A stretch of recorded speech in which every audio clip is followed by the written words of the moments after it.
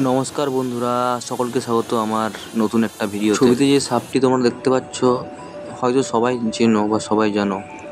নাম হলো Russell viper ইংরেজিতে, আর বাংলায় একে বলে চন্দ্রবোরা। এর বিষ সাধারণত হেমোটক্সিন বলা হয়। এ ধারণ করে থাকে হেমোটক্সিন বিষ। এর বিষ মানুষের শরীরে গেলে রক্তটা জমিয়ে দেয় এবং মানুষের মৃত্যু হয়। এর বয়স খুব জোর হলে 1 মাস কি তার একটু বেশি হবে, তাই অতটা অ্যাগ্রেসিভ না। কিন্তু চন্দ্রবোরা খুবই অ্যাগ্রেসিভ হয় এবং খুব তাড়াতাড়ি এরা খুব স্পিডি হয় এবং খুব তাড়াতাড়ি অ্যাটাক করে। এটা আজ পাওয়া গেছে আমাদের এখানে একটি ঘাসের গাদা থেকে।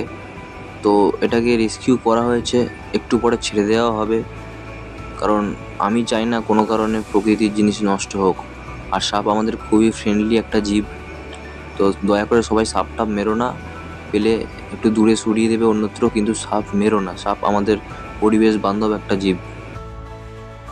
এর গায়ের উপর যেই দেখতে পাচ্ছ গোল গোল চাকা চাকা দাগ আছে, এই জন্যই এর নাম চন্দ্রবোরা।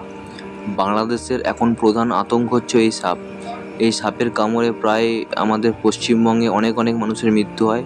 প্রধানত এই চন্দ্রবোরা এবং কালাজকেই দায়ী করা হয় মানুষের মৃত্যুর অন্যতম কারণ হিসেবে, কারণ এদের বাইটগুলো একটাও ডাই বাইট হয় না, সবেতেই এরা মানুষের শরীরের মধ্যে বিষ ঢেলে দেয়।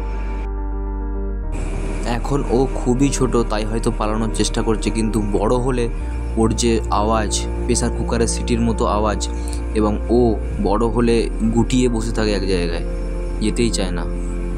এরা বড় হলে এক জায়গায় গুটিয়ে বসে থাকে এবং খুব তাড়াতাড়ি অ্যাটাক করতে পারে। এরা খুব স্পিডি এবং এদের আওয়াজ পুরো প্রেসার কুকারের সিটির মতো।